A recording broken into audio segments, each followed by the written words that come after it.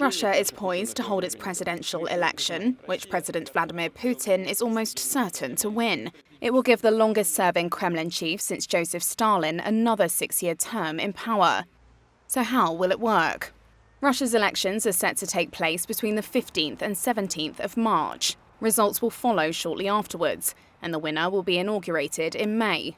Voting will also take place in what Russia calls its new territories, parts of Ukraine now controlled by Russian forces, which have been placed under Russian law.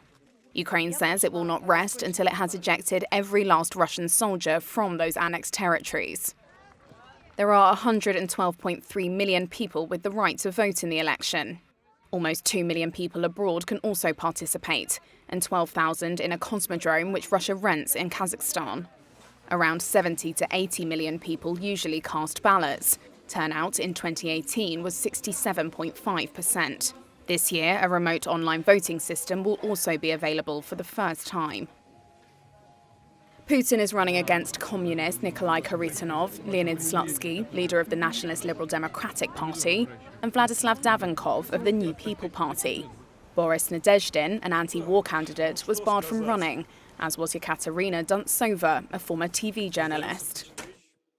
71-year-old Putin, a former KGB lieutenant colonel, has already served as president for longer than any other Russian ruler since Joseph Stalin.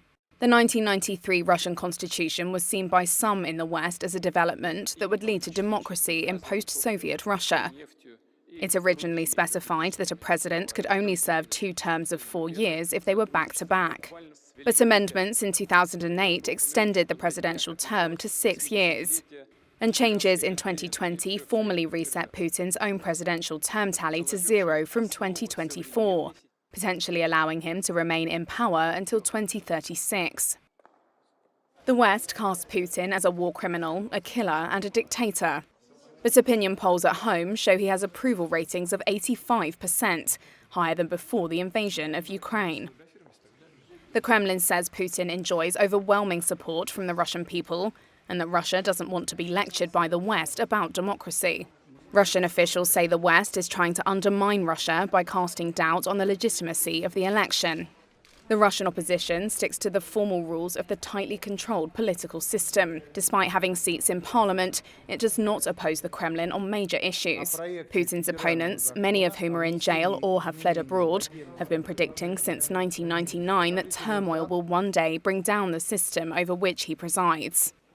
The Organisation for Security and Cooperation in Europe's Office for Democratic Institutions and Human Rights said in January Russia had not invited OSCE observers to the election, calling the decision deeply regrettable. In 2018, the ODIHR said there were intense efforts to promote turnout and that citizens voted in significant numbers, but added that, quote, restrictions on the fundamental freedoms of assembly, association and expression, as well as on candidate registration, have limited the space for political engagement and resulted in a lack of genuine competition.